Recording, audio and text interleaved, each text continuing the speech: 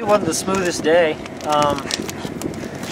You know, things don't always run smoothly and perfectly, and today was one of those days, but other than that, it's just the altitude. It just puts you in your place. You can't punch it on the rollers like you normally can. You just gotta keep the same pace, that same painful, torturous pace, and yeah, it was hard. It was really hard. That was the crosswinds. You know, when we warmed up, it was scary, and then in the race, my feeling wasn't as bad. So I think we went a little conservative on the equipment choice. You know, we started off this morning with the tri-spoke and the disc, and I went down the descent. And both Lance and I were a little scared going down the descent with that equipment choice, so we switched to, you know, just lower profile, but normal deep dish wheels, front and rear. And you know, in the time trial, I definitely lost time in the faster parts. I could see it with I had Danielson in front of me. On the uphills, I was great.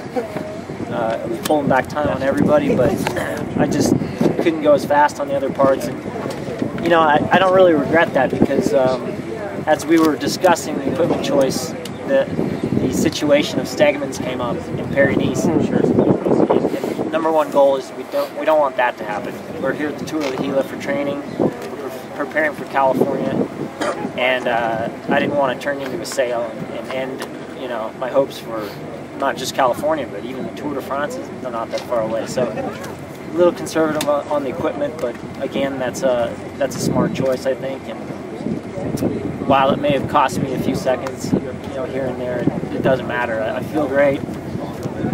My fitness is good, and actually don't mind losing one of the young kids. That's good to see. Yeah. Happy for Jesse. Does Jesse's performance today surprise you at all? Do you know him as a time trialist? Well, I know he's a silver medalist in the World Pursuit Championship, so yeah, it makes sense, right? But certainly I don't think anyone expected him to win today. I think it's great to see, you know, under 23 kid on, you know, our team. So, like I said, when I heard I was second, I figured it was Dave that beat me. So I was like, how much I lose to Dave by now? No, you beat Dave. You beat me, because I knew I didn't beat Danielson because I could see him. He said Jesse. I was like, oh, that's cool. Genuine response there.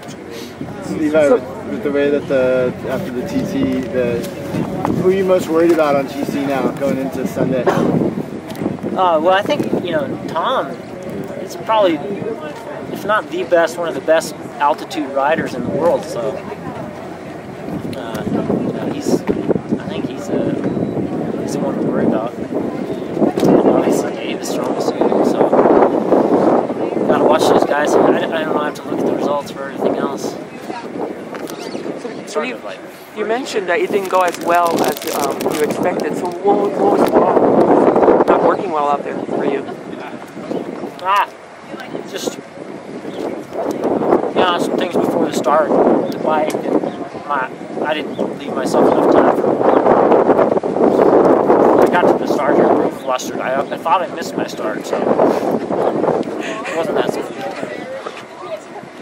I just spoke with Johan, and he was pretty candid about Armstrong's ride. Said it was a little disappointing. Have you had a chance to talk with Lance about his ride today? I haven't. Yeah. I don't know his time, but